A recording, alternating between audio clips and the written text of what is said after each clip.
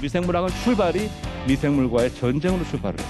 탄저병으로 죽은 가축에서 시체에 병균이 있다. 그거를 키울 수 있다. 그 키운 순수한 세균을 다시 건강한 동물에 집어넣어요. 그러면 똑같은 병으로 죽는다. 작년에 나온 논문에 의하면 살찌는 미생물이 있거든요. 먹는 것으로. 그걸 줄여줬어요. 23주 만에 175kg인 사람이 51kg 뺐어요.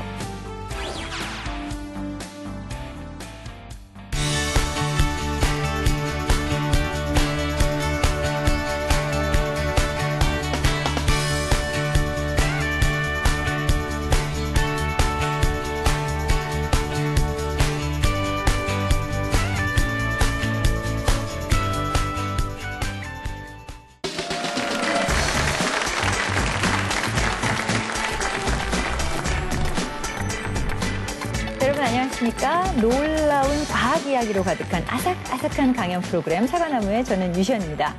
여러분 혹시 미생물 좀 아십니까? 네. 아, 어린이들 몇이 안다고 대답하는 걸로 봐서 확실히 수업 시간에 들은 걸 기억하는 것 같습니다. 어른들은 좀 오래되긴 했죠. 그럼 혹시 미생물을 보신 분 있으십니까? 아, 몇 분이 있으시군요. 그 눈으로 보신 거는 아니죠?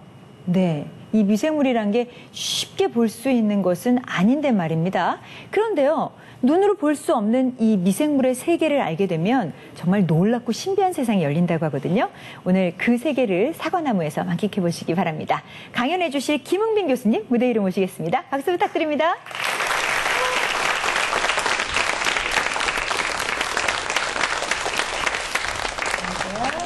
네, 교수님 반갑습니다. 반갑습니다. 제가 미생물 볼 수 없다고 했는데 네. 어디선가 보신 분이 한 2분 정도 계셨습니다. 아, 그래요? 네, 어디서 보면 볼 수 있나요? 집에 현미경 갖고 있거나 아, 현미경이 있다면. 아니면은 네. 뭐 어디 과학관? 뭐 그런데. 그렇군요. 네, 맞습니까? 잘은 모르겠습니다만. 네, 맞다고 끄떡끄떡 하셨습니다. 그 미생물이면요, 생물은 생물인데 네.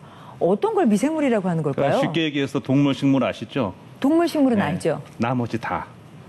아, 동물, 식물, 빼고 나머지 다. 다인데요. 네. 오늘 제가 말씀드릴 세균 중심으로 하고 네. 그다음에 곰팡이 그리고 그렇죠. 네. 세포 형태는 아니지만 바이러스까지. 이렇게 다양합니다. 네, 알겠습니다. 동물과 식물이 아닌 전부라고 말씀하셨는데요. 그 전부가 어떤 것인지 그리고 우리 인간에게는 어떤 영향을 미치는지 오늘 강연 함께 해보도록 하겠습니다. 부탁드릴게요. 네.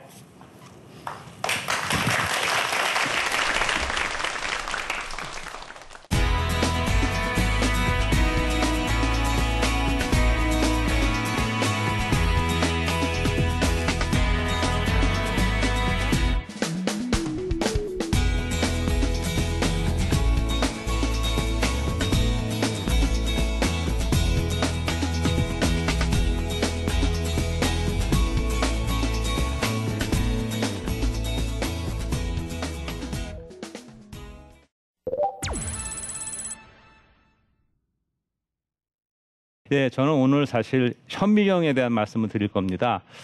그 인간에 대한 새로운 시각을 보여드릴 텐데요. 아마 좀 듣는 중에 좀 과하다 싶은 내용이 있을지도 모르겠어요. 그냥 끝까지 좀 그런가 보다 하고 들어주시고요. 맨 마지막에 인간이란 어떤 건지 다시 한번 되새겨 주시기를 바라겠습니다. 뒤에 지금 현미경 2개 보이실 거예요. 어느 현미경이 더 현미경 다 보이세요? 더 멋있어 보이세요? 왼쪽, 오른쪽. 네, 아마 대부분 다 저 로봇 훅이라고 있어요. 현미경 멋지죠? 네, 지금 보시는 것처럼 렌즈 2개 있고 나름 램프 달아서 광원도 있고 그 옆에 있는 루베누크 현미경은 현미경인지 뭐 쥐덫인지 좀 알기가 그래요. 네, 물론 개성에 따라서는 저걸 좋아하시는 분도 있을지 모르겠습니다만은 성능은 어느 게 좋을까요? 성능은? 네, 역시 시험들을 많이 보셔서 질문제 의도를 아시는군요. 성능은 루베누크께 더 좋습니다. 사실 저 로버트 훅은요, 당대 엘리트 중에 엘리트예요. 29살에 교수가 됐고요. 영국 사람이고요. 영국 왕립학회에 총무를 하고 있었고요. 교수가 했던 해에 현미경을 만들어서 이제 안 보이는 세계를 관찰을 해서 마이크로그라피아라는 아주 당대 베스트셀러를 내놓죠. 옆에 있는 레베누크는요, 네덜란드 사람이고요. 상인이에요. 둘이 나이는 비슷합니다. 근데 후크는 집안이 가난해서 교육을 거의 못 받았고 10대 때 다른 나라로 건너가서 그 유리세공 도제 생활을 하다가 20살 때 다시 돌아와서 장사를 시작했어요. 근데 장사를 했지만 이 호기심이 많고 뭔가를 보고 싶어서 저걸 만들게 되었는데요. 사실 이 성능을 제가 말씀드렸는데 성능의 힘은 렌즈에 있거든요. 지금 보시면 저 루베누크의 현미경의 렌즈가 어디 있는지 아시겠어요? 예, 그렇죠. 마치 핸드폰의 카메라 렌즈처럼 거기 렌즈가 있습니다. 그 밑에 아주 조만한 뾰족한 게 하나 있죠. 그 위에다가 이제 보고 싶은 걸 놓고 광원은 따로 없어요. 이렇게 보는 거예요, 그냥. 근데 렌즈가 좋아요. 렌즈가 좋아요. 소위 말하는 해상도가 뛰어나요. 고화질. 그래서 이 두 사람들이 이제 어떤 걸 보게 되냐면 이렇습니다. 왼쪽에 있는 것이 후크가 그린 벼룩이에요. 직접 그린 거예요. 후크는 저렇게 그림도 잘 그렸대요. 엘리트 그림 잘 그렸죠. 그러니까 저런 책을, 저런 그림을 담은 마이크로그래피아라는 책을 내놓으니까 사람들이 뭐 못 보는 걸 보니까 뭐 난리가 나는 거죠. 근데 이렇게 지금 성공 가도를 누리는 후크와는 달리 이 루베누크는 어떻게 됐냐면 이제 아까 20살에 돌아왔어요. 장사를 시작합니다. 장사를 잘했어요. 돈도 좀 벌었고요. 결혼도 했고요. 그래서 행복한 삶을 살았고 아이를 5명을 낳았어요. 근데 불행히도 4명을 먼저 하늘나라로 보내요. 그리고 34이 되던 해에 그 아내마저 또 세상을 떠나요. 그래서 1668년에 아마도 슬픔을 달래기 위해서였는지 영국으로 딱 한 번 여행을 갑니다. 근데 이제 그 당시에 3년 전에 출간한 마이크로그래피아가 영국에서 인기를 얻고 있는데 운명적으로 루베누크가 그 후크의 그림을 보게 돼요. 옆에 있는 저 벼룩을 본 거죠. 놀랐어요. 아, 내가 이거구나. 돌아와서 직접 렌즈를 깎습니다. 근데 이 사람은 원래 어렸을 때 벌써 유리세공 도제걸 했었고 이 천 장사를 하니까 이 천을 잘 보려면 이 돋보기로 이렇게 늘 밥버릇해서 이 렌즈에 관한 하여튼 지식이 대단하죠. 이 실제 지식이 열정이 있죠. 그래서 열심히 깎아서 만들었어요. 아까 보여드린 그 현미경을. 그래서 제일 먼저 뭘 봤냐면 다른 사람들은 저런 뭐 좀 이나 이런 거 볼 때 루베누크는 궁금한 게 하나 있었어요. 고추를 먹으면 맵죠. 매운맛이라고 하는데 사실 매운맛은 맛이 아니에요. 그건 고통이지. 그건 통증이에요. 그래서 루베누크는 야, 이 고추 여기는 분명히 내 혀를 찌르는 뭔가 작은 알갱이도 있을 거야. 이런 것들이. 내 그거를 봐야겠어. 그래서 고추즙을 내가지고 봤어요. 봤더니 그런 건 안 보이고 여기 나와 있는 것 이상한 것들이 막 꼬물꼬물 보이는 거예요. 그래서 그 다음에 이제 별걸 다 봐요. 자기 대변부터 시작을 해서 평생 이 닦지 않은 할아버지 이스에 낀 찌꺼기도 보고 뭐 빗물 묻은 걸 다 봐요. 그걸 그려서 옆에 보시는 그림 보면 옆에 있는 벼룩도 잘 그렸지만 그 옆에 있는 그림 예술 아닙니까? 기가 막히지 않습니까? 근데 루베누크는 그 그림을 잘 못 그렸대요. 저건 누가 그렸느냐? 이 그림 아세요? 과학만 아시나? 예술을 모르시고. 이거 저기 그 유명한 진주 귀걸이라는 소녀. 누가 그랬죠? 요하네스 베르메르라는 화가가 그랬죠. 같은 동네 친구예요, 루베누크하고. 동갑이고요. 그래서 루베누크가 저런 화가를 비롯해서 스폰서도 해주고 그림을 이제 보여주고 좀 그려봐라. 그리면 자기가 확인하고. 그러니까 그림이 정교하게 나왔죠. 그래서 그림을 영국에다가 보내요. 왕립학회에다가. 근데 처음에는 영국에서 받아보고 좀 황당한 거예요. 왜냐하면 이거 정말 듣도 보도 못하던 네덜란드의 한 아마추어가 보내는데 뭐 교육도 받은 적이 없고 믿을 수가 없는 거예요. 그래서 후크를 보냅니다. 가서 확인을 한번 해보라고. 근데 후크 와서 보니까 이게 정말 맞는 거예요.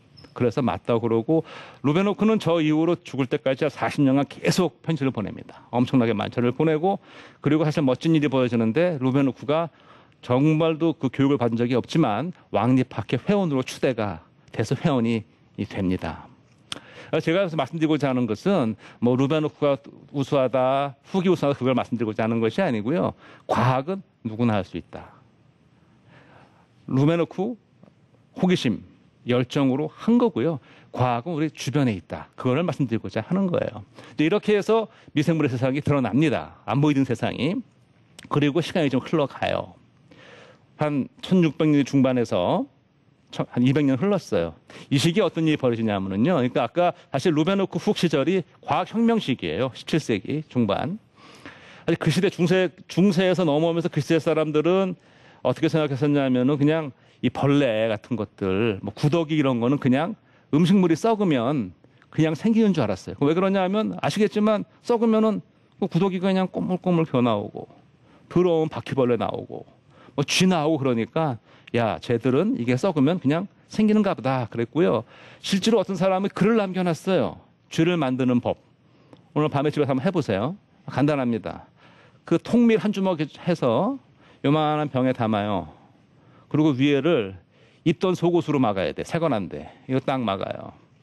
그 사람이 써놓기를 한 3주 놔두면 발효가 되면서 냄새가 콩콩하게 나면서 쥐가 튀어나온다. 이렇게 써놨어요. 쥐를 만드는 법이에요. 실제로 있어요. 예, 기록이 남아있어요. 그 다음에 또 뭐라고 첨언을 했냐 하면 그런데 놀라운 것은 그 쥐가 새끼가 아니고 성체의 모양이다. 이렇게 나왔어요. 그런 시절이었어요. 근데 물론 이제 과학혁명이 되면서 그게 이제 아닌 게 알게 되지만 어떤 게 있었냐면 하지만 루베노크가 발견한 이런 작은 생물들은 생긴다. 저절로. 이렇게 믿게 된 거예요.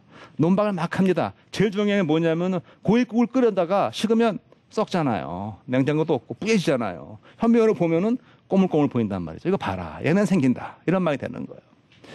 끓이면 없어진다. 근데 이제 뚜껑을 닫고 끓였어요. 없어졌어요. 안 썩어. 뭐라 그러냐면 옛날부터 공기 중에는 뭐가 있다. 생명력.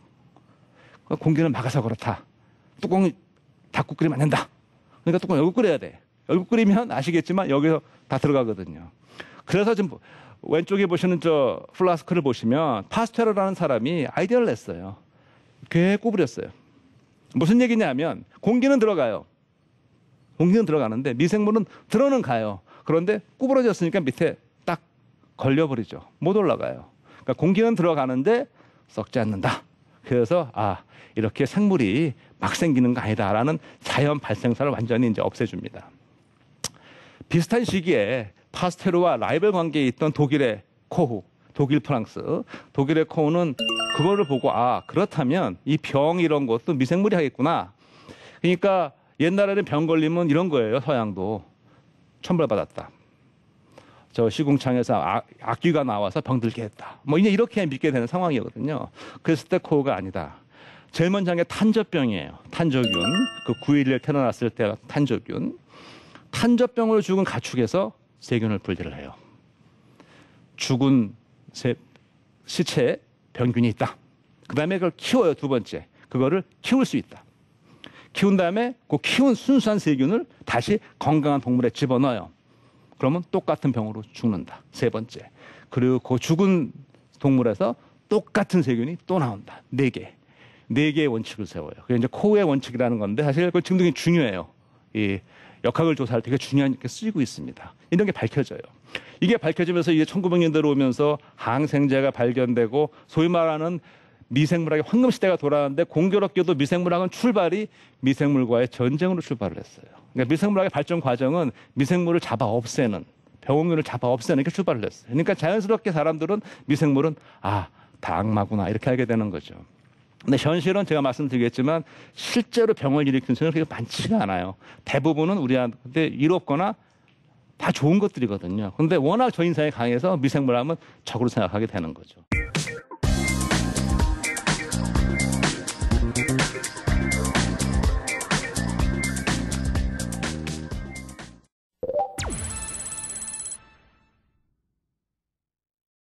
제가 만약 현미경을 갖고 제 눈이 현명이라면 제가 여러분을 딱 바라보면 이렇게 보여요. 사람으로 안 보여요. 그냥 꼬물꼬물, 우글우글, 오글오글. 제일 위에 있는 거 파란색 동글동글 포도송이. 포도송이 동글동글 포도상 구균이에요. 우리 피부입니다. 한 10,000배 확대한 거예요. 그 가운데 있는 거 노란색 동글동글한 거 있죠? 포도송이. 그러니까 황색이잖아요. 황색 포도상 구균. 저건 코 아닙니다. 저 삐쭉삐쭉 코털이 아니에요. 상피세포입니다. 코 아니니까 옆에 허연 그 찌꺼기는 뭔지 상상에 맡기겠습니다.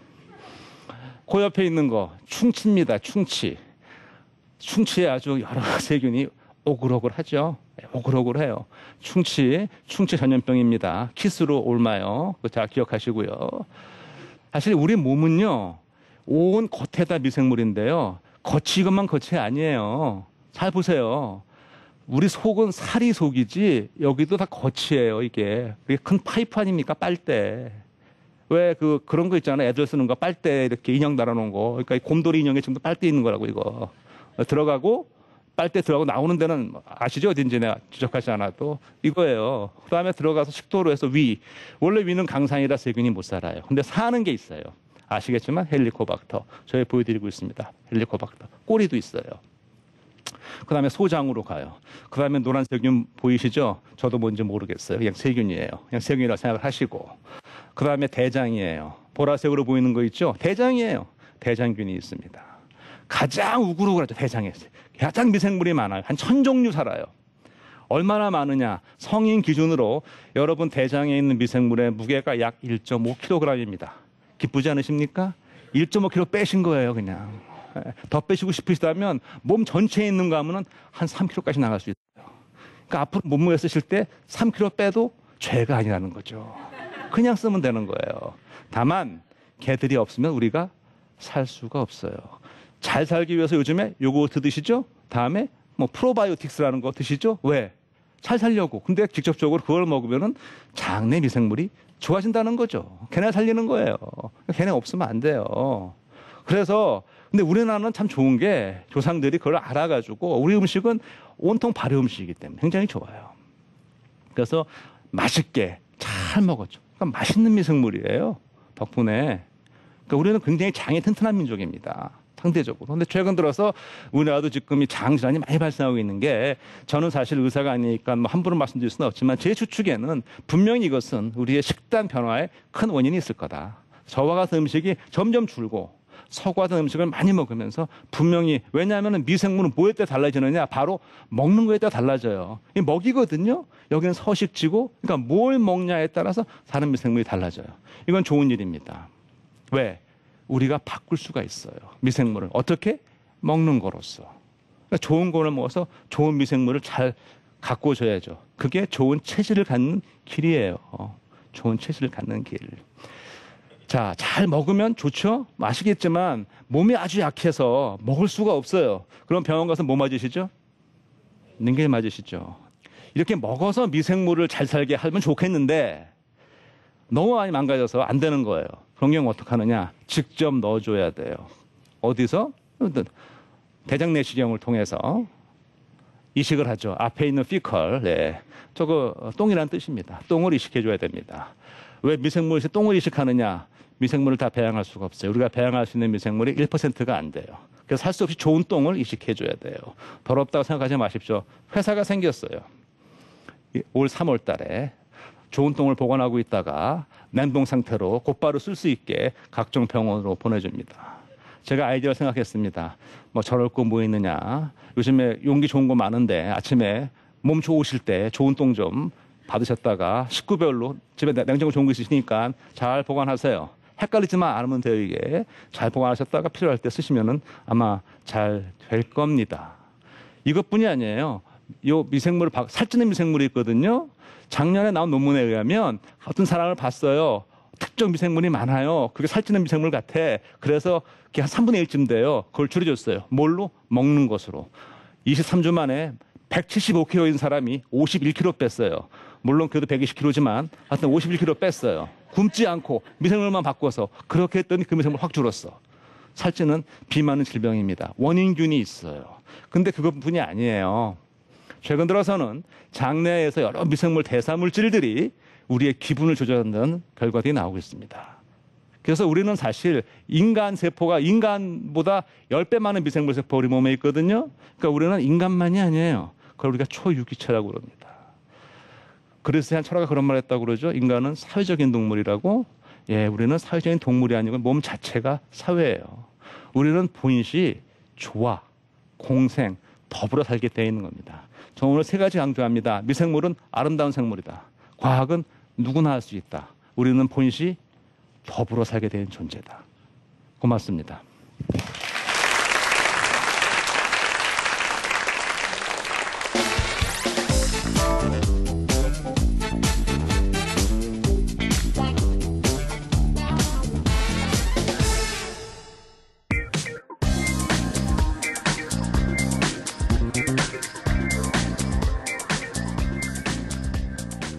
네, 김용빈 교수님 강연 정말 재밌게 들었습니다. 처음에는 좀 옛날 얘기 듣는 기분으로 들었거든요. 네. 근데 그러다가 그 미생물 사진 나오는 장면에서 이야, 내 눈이 현미경이 아닌 게 정말 다행이다 그러시죠. 싶더라고요. 그러니까요. 네. 만약 제 눈이 현미경이면 지금 교수님의 모습이 우글우글, 찌글찌글, 오글오글 이렇게 보일 거 아니에요. 바글바글. 네, 바글바글.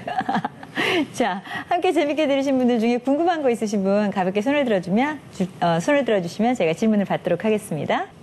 네, 자, 뒤쪽에 남학생이시네요. 세상에 작은 생물들이 많잖아요. 네. 근데 그 생물들 중에 미생물을 구별하는 기준이 있나요? 근데 요즘에는요, DNA를 뽑아서 보면 되기 때문에요. 미생물 키우지 않고요. 직접 DNA를 뽑아서 유전자 염기서를 분석하면 금방 알 수 있어요. 무슨 종류인지. 미생물 중에서 얘네들이 어느 집안 소속인지 그걸 찾을 수 있다는 네, 말씀이신 그렇습니다. 거죠? 궁금증이 해소가 됐습니까? 네. 제가 하나 드려볼까요? 네. 최근에 그 에볼라 바이러스 예. 때문에 예. 많은 분들이 걱정하고 계시잖아요. 근데 이 바이러스도 미생물의 일종인 그렇죠. 거죠? 네. 그렇죠? 네. 이 에볼라 바이러스를 어떻게 해야지 피할 수 있을까요? 사실 바이러스는 전공은 아니지만요. 네. 제가 교과서인 정도로 말씀드리면 원래 에볼라 바이러스는 아프리카의 풍토병이에요. 네. 자연 숙주는 동굴에 사는 과일 박쥐라는 게 있고요. 그러니까 아프리카에서는 그 과일 박쥐를 식용으로 쓰기 때문에 이렇게 먹다가 제대로 익지 않으면은 사람한테 전염이 돼요.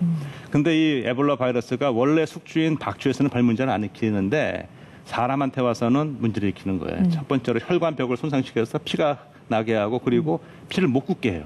계속 피가 나오는 거죠. 그러니까 출혈혈이죠. 네. 근데 이게 어떻게 퍼지냐면은 그런 피를 접하거나 아니면 다른 분비물, 타액을 접하거나 그런 전염이 되는데요. 특히 또 아프리카에서는 그 사람이 죽으면 시체를 씻어서 이렇게 매장하는 그런 풍습이 있대요. 그러니까 강물에 나가서 그 시체를 씻으면 쫙 퍼지니까 네. 사실 이 바이러스가 뭐 의식이 있는 건 아니지만 바이러스 입장에서는 딱 자연 숙제 기다리고 있다가 쫙 퍼져나가는 기회가 되는 거고요. 특히 최근 들어서는 이제 우리가 그와 같은 차원이 아니고 환경을 자꾸 파괴 들어가서 접하게 되고 또 요즘에 많은 이런 사람들의 여행, 이동을 그렇죠. 통해서 이 퍼져나가는 거니까요. 그 사태는 진정하려면 다각도의 노력이 필요하겠죠. 그렇군요. 참 무섭다라는 생각이 먼저 들었습니다. 하지만 환경 말씀도 하시는 걸 보니까 저희가 우리 사람만 잘 살겠다고 하는 것보다 동물, 식물 그리고 미생물까지도 함께 잘 살 수 있도록 우리가 노력해야겠다라는 그렇죠. 생각이 드는 시간이었습니다. 오늘 미생물에 대해서 재밌는 시각을 열어주신 우리 김웅빈 교수님께 여러분 큰 박수 한번 부탁드리겠습니다. 고맙습니다.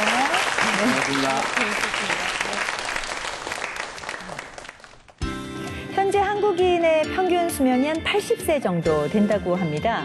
그런데 1900년대에는요, 40세가 안 됐다고 하더라고요.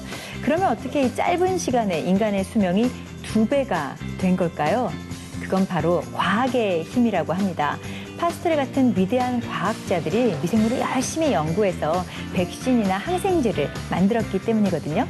여러분, 저희 사과나무를 통해서 이 놀라운 과학의 힘을 배워보시기 바랍니다. 저희가 오늘 준비한 수는 여기까지고요. 전 다음 시간에 인사드리겠습니다. 고맙습니다.